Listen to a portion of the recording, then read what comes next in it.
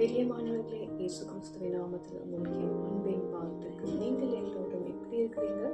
கிறிஸ்து இயேசுக்குள் சந்தோஷமா இருக்கிறேன் நான் விசுவாசிக்கிறேன். சரி, இந்த நாளில் கூட தெய்வ வார்த்தையை பார்த்தீங்கன்னா அந்த 2 ராஜாக்கள் 5ஆம் அதிகாரம் முதல் வசனம் உங்களுக்காக நான் வாசிக்கிறேன். சீரிய ராஜாவின் படைத்தலைவனாகிய நாகமான் என்பவன் தன் ஆண்டவனிடத்தில் பெரிய மனுஷனும் எண்ணிக்கை உள்ளவனுமாயிருந்தான். அவனை கொண்டு கர்த்தர் சீரியாவுக்கு ரட்சிப்பை கட்டளையிட்டார். மகா பராக்கிரமசாலியாகிய இவனோ குஷ்டரோகியாய் இருந்தான். ஹல்லேலூயா. பிரியமானவர்களே, நம்முடைய ஆண்டவர் கொஞ்சம் வித்தியாசமானவர். பாருங்க, சீரிய படைகள் இஸ்ரவேலாகிய ஜனத்துக்கு விரோதமாய் எழும்பின ஒரு கூட்டம். இப்படியாப்பட்ட விரோதங்களை எழுப்புகிற ஒரு கூட்டத்துல ஒரு மனிதனை தேர்ந்தெடுத்து கர்த்தர் அவனோட இருந்து சீரியாவுக்கு பெரிய ரட்சிப்பை கட்டளையிட்டான். பாருங்க, அவனுடைய வாழ்க்கையில அவன் அநேக வெற்றிகளை கண்டிருக்கலாம். ஆயினும் கூட அந்த மனிதோட வாழ்க்கையில ஒரு குறை. ஆனா நம்முடைய ஆண்டவராகிய இயேசு கிறிஸ்து எல்லாவற்றையும் அறிந்தவர். அவர் என்ன பண்ணாராம்? அந்த மனிதனுக்கு சுகத்தை கட்டளையிட்டார். கட்டளையிட்ட மாத்திரத்திலே அந்த மனிதன் சொன்ன காரியம் என்னவாம்? இஸ்ரவேலில் இப்படியாப்பட்ட ஒரு தெய்வத்தை நான் பார்க்கல, இவர்தான் உண்மையான தெய்வம் என்று சொல்லி தன் வாயினால அறிக்கையிட்டாராம்.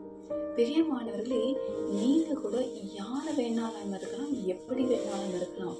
நீங்க எல்லா சுதந்திரங்களும் எல்லாமே உங்களுக்கு இருக்கலாம், எல்லாமே நிறைவா இருக்கலாம். ஆயினும் கூட உங்க வாழ்க்கையில ஏதோ ஒரு சிறையிருப்பு, அந்த சிறையிருப்பு நிமித்தமா உங்க வாழ்க்கையை முடக்கி இருக்கலாம். ஒரு வேலை, உடல்ல ஒரு வியாதியா இருக்கலாம், ஏதோ ஒரு கஷ்டம், சொல்ல முடியாத ஒரு காரியமாக கூட இருக்கலாம். ஆனா தேவனாகிய கர்த்தர், நம்முடைய ஆண்டவராகிய இயேசு கிறிஸ்து யார் தெரியுங்களா? உங்களை தாயின் கருவில் உருவாகும் முன்னே பேர் சொல்லி அழைத்து அறிந்திருக்கிற தேவன். அவருக்கு தெரியாம உங்க வாழ்க்கையில எதுவுமே நடக்காது.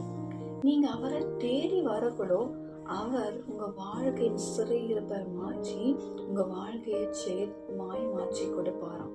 அல்லேலூயா. பிரியமானவர்களே, நீங்க செய்ய வேண்டியதெல்லாம் அந்த ஆண்டவராகிய இயேசு கிறிஸ்துவை தேடி வாங்க. அவர் உங்க வாழ்க்கையின் சிறையிருப்பை மாற்றி உங்க வாழ்க்கையின் சூழ்நிலை எல்லாவற்றையும் ஜெயமாய் முடித்து கொடுப்பார். அல்லேலூயா. இன்றைக்கு அதே விசுவாசத்தோட இயேசுவை நோக்கி ஜெபிக்கிறீங்களா? தகப்பனே, இந்த நாள் என் வார்த்தைக்காக நன்றி செலுத்துகிறோம்.